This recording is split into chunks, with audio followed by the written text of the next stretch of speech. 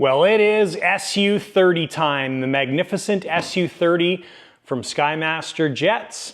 We are building another SU30. This video is going to be very different from the normal videos. It's going to be snippets, voiced overs, it's going to be fun, it's going to be quick, fast-paced. If you're watching this and you're interested in all the details, there's some links down below to the build series of the previous one that we did. Check that one out for any details that you want to see. So without further ado, let's commence the build of the Skymaster SU30. So the very first thing we're going to do is we're going to get all the equipment laid out and organized as best as we possibly can so we can keep everything in check in visual range and make sure we can find everything. We've also got the plane up on the stand as well too. Now we've got our Jetty DS-24G2 that's going to be operating this aircraft, and we are putting the old program or the previous SU program onto the radio. Very simple to do, very simple to get onto the radio. We're also going to make sure we update all of our devices from Jetty as well. So that includes our central box, all the receivers. Those all get updated to the most recent firmware through Jetty Studio. So then what we're going to do is we are going to mark the primary receiver after getting it bound to the radio, and we're going to mark that with a P for primary. Now the second receiver we are going to mark as a clone receiver, and we'll just write those on with a paint marker. So now that the primary receiver is bound with the radio, what we can do is plug that into the central box, and this allows us to be able to set up all of the servos from the central box.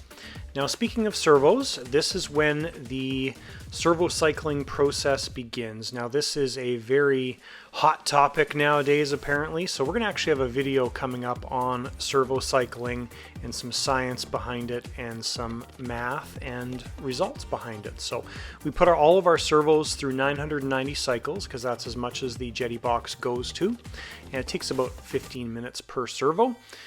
We're also taking the equipment that was stored inside the fuselage out. This was all in there for shipping purposes, and we also are vacuuming out the fuselage as well too.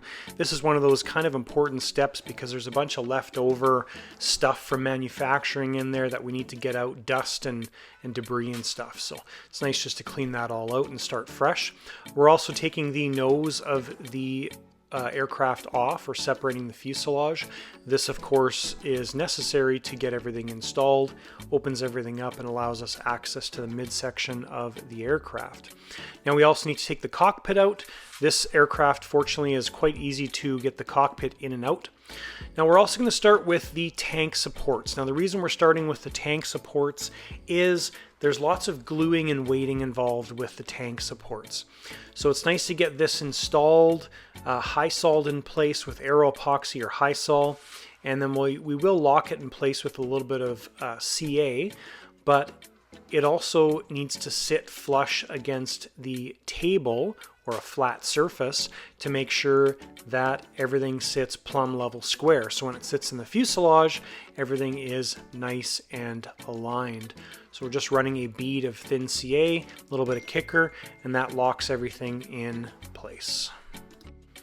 All right, we're also going to work on our rear tank support or rear tank support of the front tanks.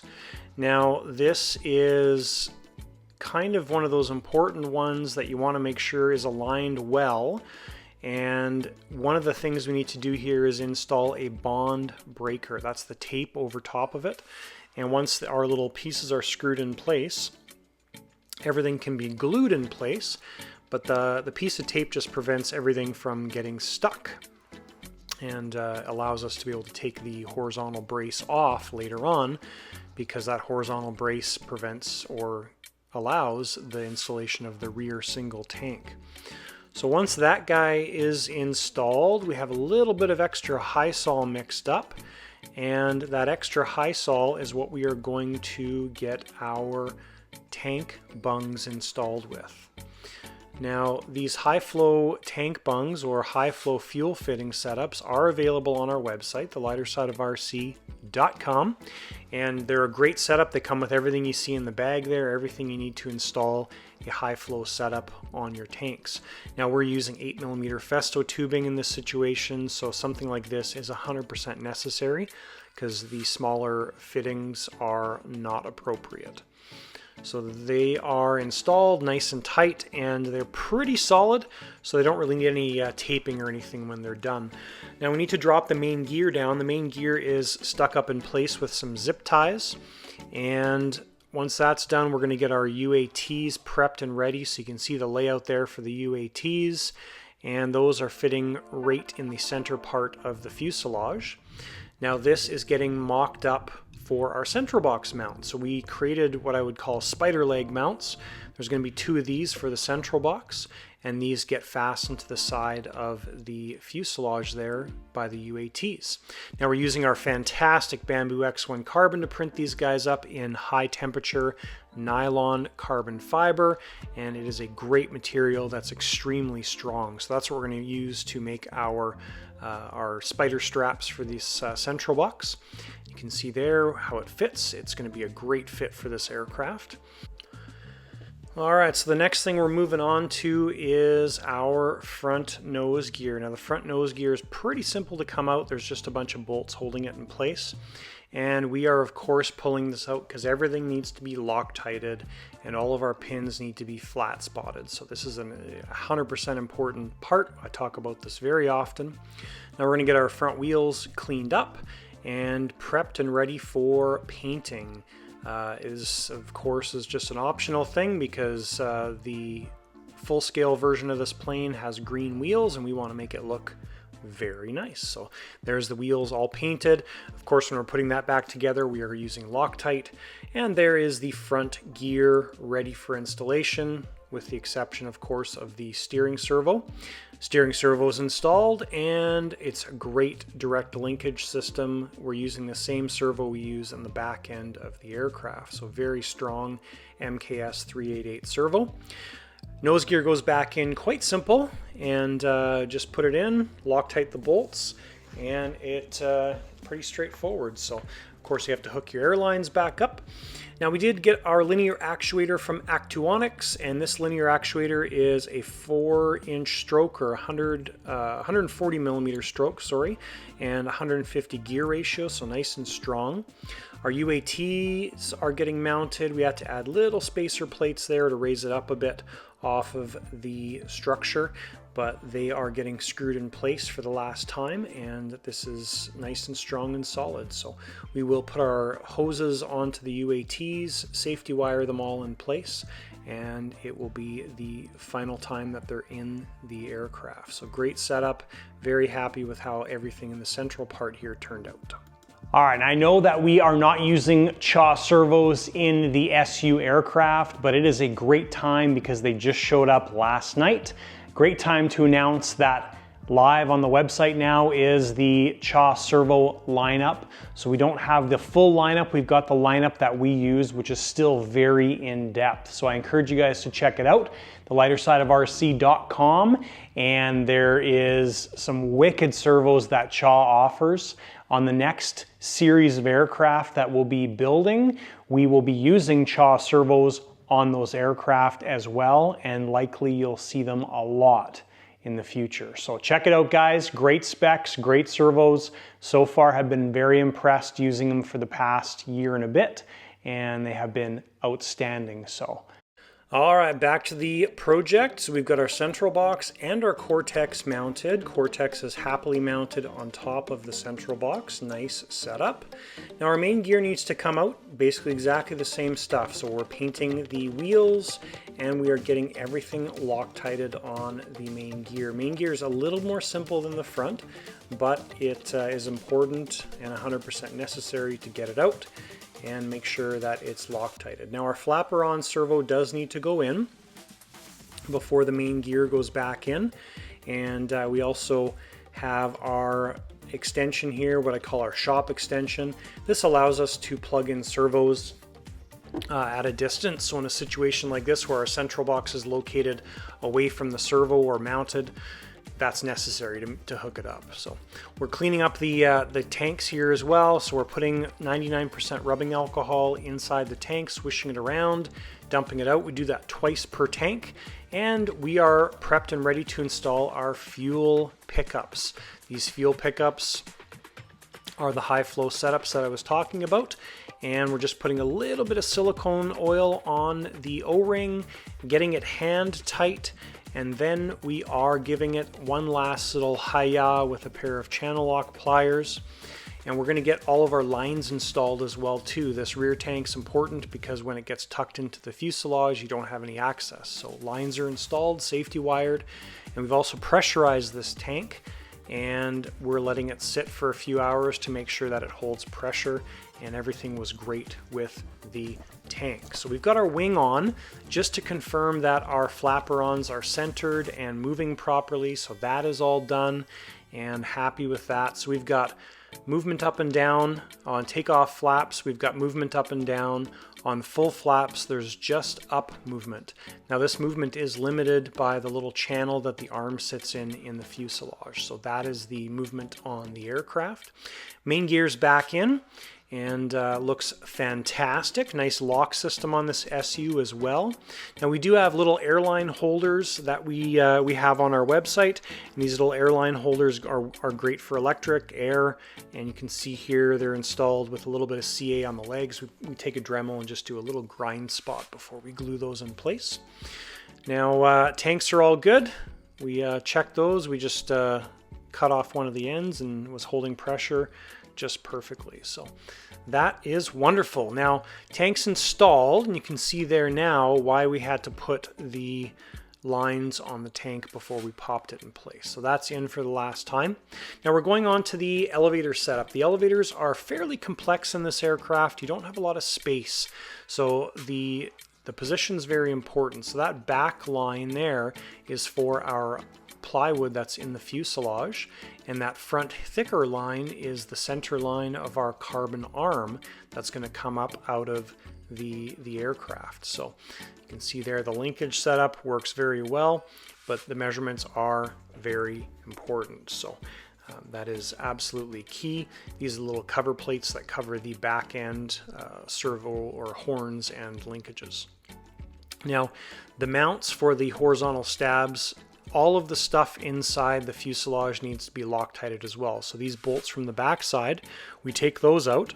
And this again is one of those critical things that needs to be done because the factory doesn't do it. So we have to open up the opening a little bit to get our servo installed, and we're also going to drill out the holes because there isn't any holes for the servo mount. So that is all done. We treat the holes with some thin CA, put a little bit of thin CA on our big servo screws, and get these guys screwed in place. Now these are the biggest servos or strongest servos on this aircraft, same servo as the nose.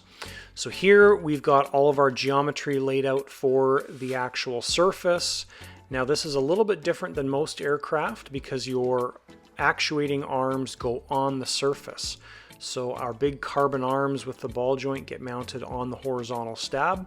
So we're just making marks and lineups and everything to make sure everything works well.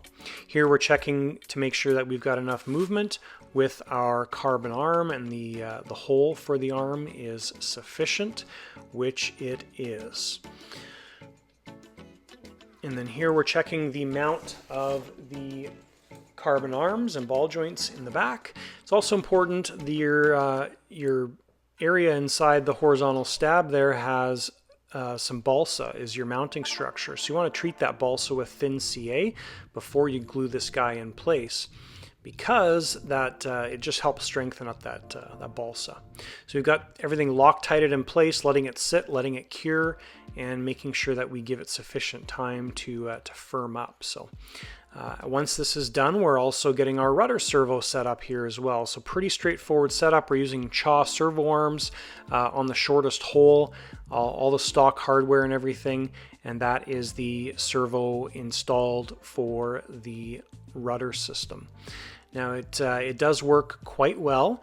We have to install the linkage and the arm on the rudder itself. We use red Loctite for all of that stuff. You can see here we're just cleaning up the red Loctite, and this is one of those things that makes sure that that arm doesn't move.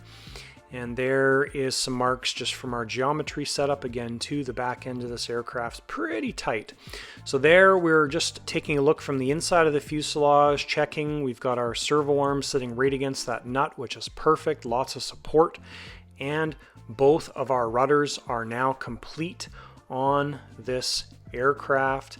Looks awesome. Left elevator is also complete, and the right elevator is being glued, and very happy with this this setup in the back end. There's the other side right there. That would be the right elevator is now glued, so ready to install. All right, guys, and while we work here on the SU30, I'd like to take a moment and appreciate these awesome trays that Ben, the owner of Fly-Rite RC, obviously the maker of these stands, has come up with. So we've got a bunch of different options here. You can see obviously they're quick release. We've got big deep trays. We've got a shallow big tray over there. We've got these guys, which are divided trays, and absolutely awesome additions to the Fly-Rite stands. So encourage you to check them out, Fly-Rite RC website, and these are great.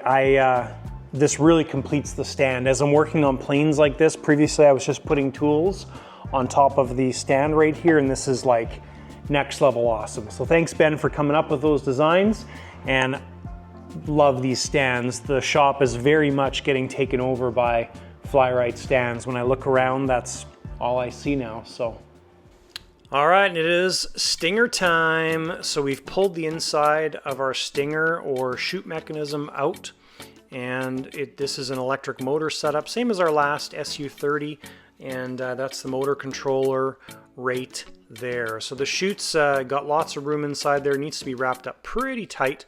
We've got the line run all the way down to the base, and there's just a nice amount of space in here for the chute to get installed, and it really is a nice simple setup as well too. So the stinger is on the aircraft. We've got our wire connection in there. We use an ashlock connector. The stinger goes on, and there's one bolt that fits through the bottom, and we've got the wire run all the way forward. So that is ready to go. Now the next thing is our vectored nozzles. These vectored nozzles, much like everything else, don't assume that the factory does everything. So all of the servos, servo screws, all that stuff needs to come apart and get Loctited. There is no Loctite on all the screws facing the forward portion of the vectored nozzles. And that's 100% that you need to do that stuff. That's very, very important. So vectored nozzles are ready to go in. We've put some snakeskin over top of all of our wire leads, tucked them in nicely, and this helps keep everything nice and tight and neat in the back end. Now here are the vectored nozzle wiring harnesses. So those are all done up and ready to run forward, and they're all marked as well too for the central box plugins. So that is right and left all set up and ready to install. So vectored nozzle, getting ready to go in. We've got it marked and everything, so we plug it in the correct location, and there's the corresponding servo plugs right there. Wire management's very important because you want all those wires to be tucked away, not close to the pipe.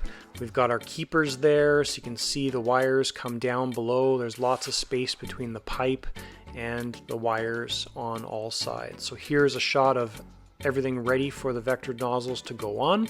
They're pretty straightforward to put on. We are putting some foil tape around our servo connections. They just keyhole on, but there they are, installed.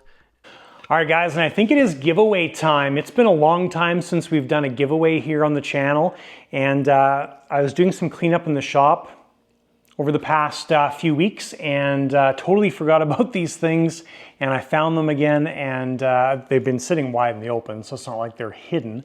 But we bought these from a fellow in Canada who did these up for us as giveaway items. So this is the next one we're going to be giving away. This is a Warbird here, and you can see it.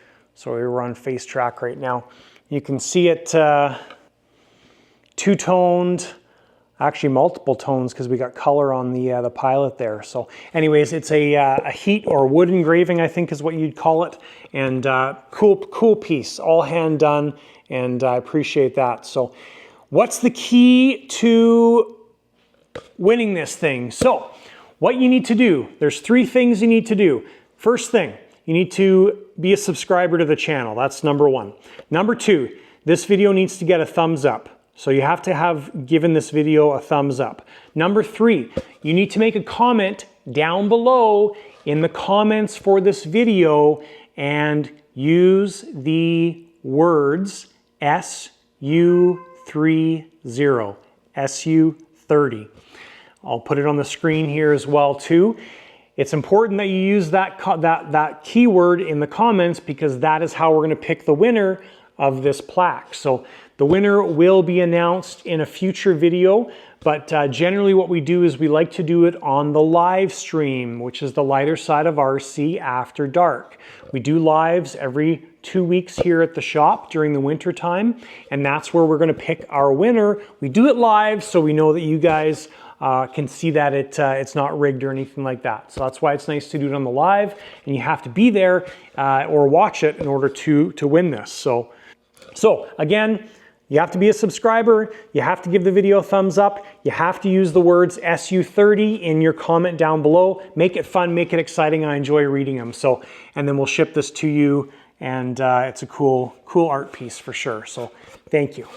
All right, guys, and that is SU30. Let me know what you think about this video in the comments below. I know it's different than what we normally do. I just wanted to do something with the SU30 and also try some different video techniques as well too. So I enjoy trying new stuff, being creative, and I appreciate you guys watching and giving me feedback on it. Obviously, it's very different, but thanks guys for watching, and we'll see ya in the next video.